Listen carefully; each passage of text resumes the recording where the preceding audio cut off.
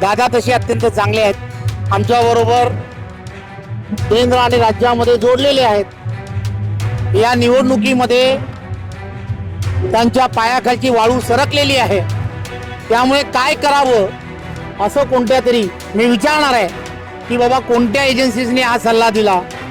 खोटं बोल पण रेटून बोल अशी पद्धत आहे, त्या पद्धतीप्रमाणे ते चाललं। काही लोकांना सोबत घेऊ नका, आता सोबत घेतलेला पश्चाताप होतोय का? हो, कार्यकर्ते रोज मला सांगतात, प्रदेशाचा अध्यक्ष आहे। खरं तर निवडणुकीच्या पार्श्वभूमीवरती बऱ्याच ठिकाणी निवडणूक कशी लढावी याची स्ट्रॅटेजी तयार केली जाते, खोटे नेरेटिव्ह कसे पसरावेत यासाठी काही एजन्सीज हे सल्ला देतात। दादा तसे अत्यंत चांगले आहेत, आमच्याबरोबर केंद्र आणि राज्यामध्ये जोडलेले आहेत।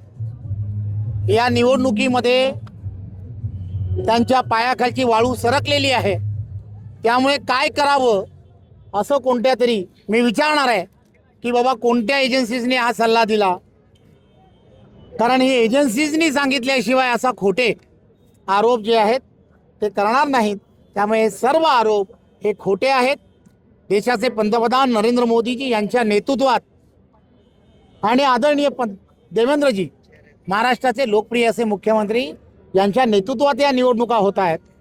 ते नेहमी सांगण्याचा प्रयत्न करतात, मैं न खाऊंगा और किसी को खाने नहीं दूंगा या तत्वावरती सर्व स्थानिक स्वराज्य संस्था या पारदर्शकपणे काम कराव्यात यासाठी अत्यंत बारकाईने लक्ष हे केंद्र आणि राज्यातील असणाऱ्या नेत्यांचं असतं। त्यामुळे त्याची चिंता ही पिंपरी चिंचवडकरांनी करू नका। हे सर्व खोटे आरोप आहेत। निवडणुकीच्या नंतर ते हसत हसतच म्हणतील जाऊ दे ते झालं होतं असं म्हणतील। काल पुरावे पण त्यांनी सादर केले, फक्त एक गोष्ट लक्षात काय घेतली पाहिजे, खोटं बोल पण रेटून बोल अशी पद्धत आहे, त्या पद्धतीप्रमाणे ते चालले। भविष्यामध्ये जर सत्ता स्थापनेसाठी राष्ट्रवादी सोबत जाण्याची वेळ आली तर तुम्ही जाणार आहात? एक गोष्ट लक्षात घ्या की भारतीय जनता पार्टीच्या संघटनात्मक ताकद या पिंपरी चिंचवडमध्ये अतिशय चांगली आहे। मला खात्री आहे की या ठिकाणी नरेंद्र मोदीजींच्या नेतृत्वामध्ये आणि आदरणीय देवेंद्रजी यांच्या नेतृत्वामध्ये विकासात्मक कामाला खऱ्या अर्थाने गती दिली गेलेली आहे। इथला असणारा मतदार जो आहे तो अतिशय सुज्ञ आहे, तो विकासालाच प्राधान्य देईल आणि डेव्हलपमेंटसाठी मतदान करेल आणि त्यामुळे खात्रीने महापौर हा भारतीय जनता पार्टीचाच बसेल। आपण मगाशी म्हणाले की मी देवेंद्रजींना सांगत होतो काही लोकांना सोबत घेऊ नका, आता सोबत घेतलेला पश्चाताप होतोय का? हो, कार्यकर्ते रोज मला सांगतात, प्रदेशाचा अध्यक्ष आहे, त्यामुळे ते सांगण्याचा प्रयत्न केला। पश्चाताप होतोय का? काल एवढे गंभीर आरोप केले, आम्ही दोन्ही आमदार असतील, शहराध्यक्ष असतील, त्यांना संपर्क साधण्याचा प्रयत्न केला, एकही जण हे आरोप फेटाळण्यासाठी पुढे आलं नाही।